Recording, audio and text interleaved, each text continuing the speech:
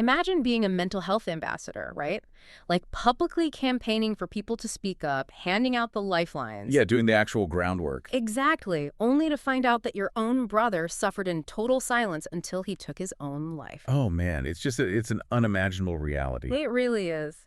So, welcome to today's deep dive. We are exploring a paradox, really, that sits right at the center of men's mental health. Mm-hmm. And for you listening, our source material today is this profoundly moving piece of writing by the sports writer Cricket Fox. Yeah, it's incredible work. She originally posted this on her blog, The 19th Floor, which is kind of an extension of her usual corner coffee with cricket content. Right, usually a bit more casual, but this one is heavy. Exactly. And on the surface, this is an article framed around Australian rules football or the AFL, but we are actually looking at something much larger today. Much larger, yeah. We are unpacking the invisible psychological mechanics that convince men they just cannot ask for help. And it is a remarkable piece of synthesis by Cricket Fox, I have to say. Because, well, she uses this hyper-visible, high-stakes world of elite sports as, like, a magnifying glass for the everyday human struggle. Right, because sports is all about being tough, isn't it? Exactly. Professional football is an environment built entirely on this projection of physical and, frankly, mental invulnerability. Mm-hmm. So by examining the cracks in that specific facade, she exposes the broader societal conditioning that affects men well beyond the boundaries of the pitch. Yeah, and to really understand how she dissects that conditioning, we kind of have to start with the specific event that spurred her to write this post in the first place. Right, the catalyst for the whole piece. Yeah. So it centers around a recent Saturday night game with the Adelaide Crows, and if you have ever been to a major sporting event, you know the atmosphere. Oh yeah, it's electric. It's loud, it's chaotic, the energy is just so aggressive and kinetic. Very macho, usually. Right. But then, at exactly the 12-minute mark of the first quarter, the entire machinery of that massive event just grinds to a halt. It's a really powerful image. The fans literally stand up. Like 50,000 people stand in total solidarity just to send love and support to the Crows captain, Jaryd Dawson. Wow. And they are standing, of course, because Jaryd Dawson had just received the devastating news that his brother, Jaryd, had taken his own life. Yeah. And an entire stadium pausing like that. I mean, it is a visceral acknowledgement of a profound human loss, just penetrating this space that is usually reserved for, entertainment and escapism. It really is. Yeah. But as Cricket explores this tragedy, she points out a detail that I mentioned at the very beginning, and honestly, I actually struggle to wrap my head around this part. It's the paradox of the whole situation. It is. Jaryd Dawson is an ambassador for the Black Dog Institute. Right. Which is, a major mental health organization. So, okay, let's unpack this. Let's do it. You would think that having a brother who literally campaigns for mental health awareness would be the ultimate safety net, right? You assume so, yeah. Like, why doesn't that physical proximity to help actually translate to a person, just picking up the phone and asking for it? What's fascinating here is what we could call the illusion of proximity. The illusion of proximity. Yeah. We all operate under this logical fallacy that if the resources are visible or, if the conversation's happening right nearby, the internal barrier to using those resources just naturally dissolves. Right. Like, oh, my brother talks about this all the time, so I can too. Exactly. But Cricket's piece really highlights the suddenness. Yeah. She uses that word of Jaryd's passing. The official reports even noted there were, quote, no suspicious circumstances. Ugh, which is just a chillingly clinical phrase to read in that context, It really is. But it illustrates a deep psychological mechanism at play here. Proximity to mental health awareness doesn't automatically dismantle a lifetime of ingrained conditioning. You can intellectually know that your brother is an advocate. You can probably know the hotline numbers by heart. Yeah, they could be on your fridge. Exactly. But emotional shame doesn't respond to logic. Wow. Yeah, that makes sense. Shame convinces you that your specific pain is a burden that is uniquely unsuited for sharing. So the awareness campaign is public, right? Mm-hmm. But the feeling of being a failure is intensely, suffocatingly private. Someone's life can look entirely functional on the outside while they are compartmentalizing just an unbearable amount of distress. That distinction right there between intellectual knowledge and emotional shame, that makes a lot of It's sense. crucial. It really reframes Jaryd's inability to speak up. Like, it isn't some strange, isolated glitch in the matrix where he just forgot he had a support system. No, not at all. It is actually a deeply ingrained societal system working exactly the way it was, quietly programmed to work. Spot on. And Cricket hones in on that exact programming. She asks this really pointed question in the text. She says, why are the men in our lives taught that it's wrong to tell someone they are struggling? Taught. That's the key word there, isn't it? Exactly. The operative word is taught. The silence we are seeing isn't a biological default. It is a learned behavior that is just reinforced over decades of socialization. And if individual proximity to help isn't enough to break that silence, well, there has to be a structural barrier in the mind preventing men from reaching out. Yep, a massive internal wall. Right. And Cricket breaks this down into two main psychological barriers. And the first one she identifies is what she calls the protector trap. Ah, Yes. the protector trap. Yeah. This goes all the way back to the sociological roots of how society assigns value to gender roles. Because men have been historically conditioned to derive their primary self-worth from their utility as a shield. A shield. Like protecting the family from everything. Right. From a very young age, the messaging is basically that you must be the unmoving, unfeeling rock of the house. Your entire value lies in your ability to absorb hardship without showing a single crack. So it's like holding up a collapsing roof. Oh, that's a good way to put it. Like, you can't reach out for a lifeline because you're convinced that if you take even one hand away, the whole structure will just crush the people standing beneath you. Yes, exactly that. It's not that you don't want help, it's that you feel you literally can't afford to ask for it. If we connect this to the bigger picture, that metaphor perfectly explains why men equate vulnerability with active harm. Active harm, right. Yeah. If you are that load-bearing wall, admitting you are crumbling isn't just a personal failing in your own mind. You are convinced that if you show weakness, the roof will literally collapse on the people you love. That is just so heavy. It is. You aren't staying silent because you want to be macho or tough. You are staying silent out of a deeply misplaced sense of sacrifice. I really want to pause here and ask you listening right now. Have you ever felt that way? It's a really important question. Have you ever felt you had to carry a weight in total silence, absorbing all the stress of a situation just to protect the people around you from the reality of how much pain you're in? And that misplaced sacrifice is exactly the second barrier Cricket discusses, which is the fear of burdening. The fear of burdening, yeah. She grounds this concept with a really poignant personal anecdote, actually, about her own late husband. Oh, right. I remember reading that part. She describes him as a very proud man. And even when she actively tried to create a safe environment, sharing her own struggles, hoping to sort of model that vulnerability for him. Trying to give him permission to open up. Exactly. Even then, it still took a massive, agonizing effort for him to ever vocalize his own pain. He just didn't want to worry her. Wow. And the tragic irony is that the effort to protect loved ones from a temporary worry often sets them up for a permanent devastation down the line. It really is a devastating cycle. And to illustrate how deep this performance of strength goes, Cricket brings in this powerful medical context to the piece. Yes, the Will McDonald story. Exactly. She shares the story, with his permission, of course, of Will McDonald from Channel 9 News.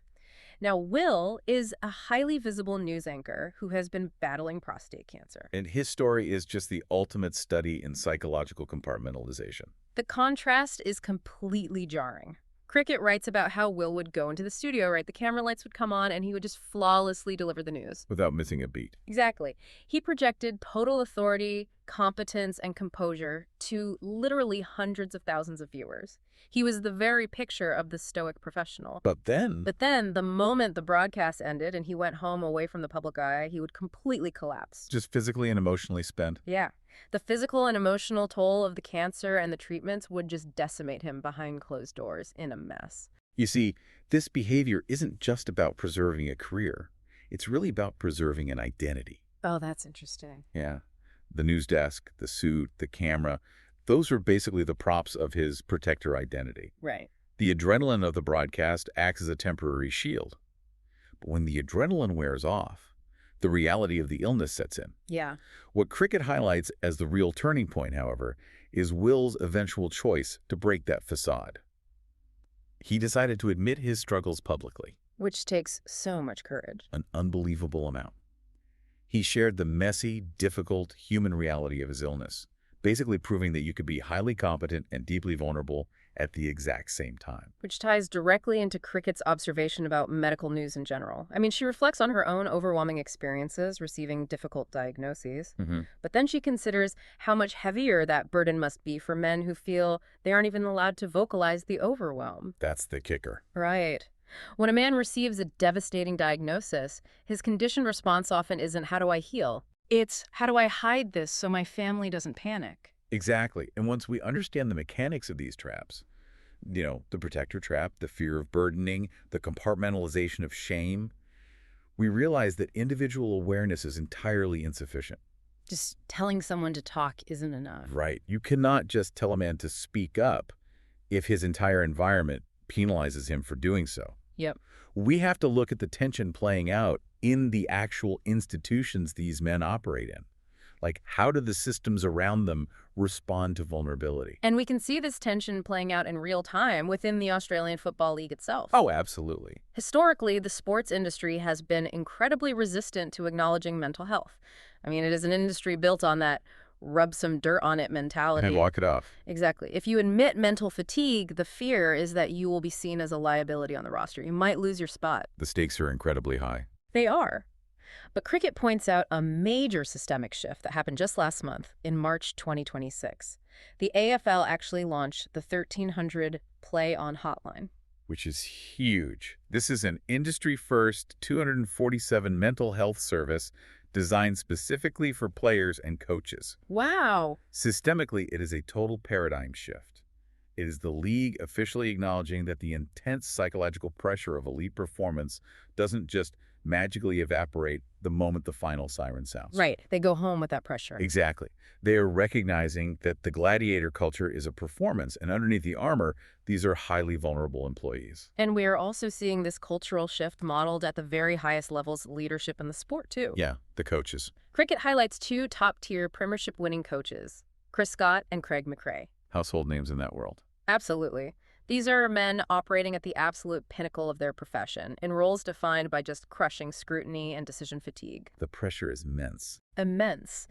And over the recent summer, both of them took extended breaks specifically to avoid burnout. Which is unheard of historically. Right. They stepped away to ensure they stayed mentally fresh. And the psychological impact of leadership modeling this behavior, I mean, it cannot be overstated. How so? Well, when the people at the very top, the ones who have definitively proven their competence by winning championships, publicly declare that they need to step away for their mental health, it creates this trickle-down effect of permission. Permission, yeah. It signals to every assistant coach, every rookie player, and every single staff member that prioritizing mental longevity is actually a sign of professional maturity, not a weakness. Okay, here's where it gets really interesting.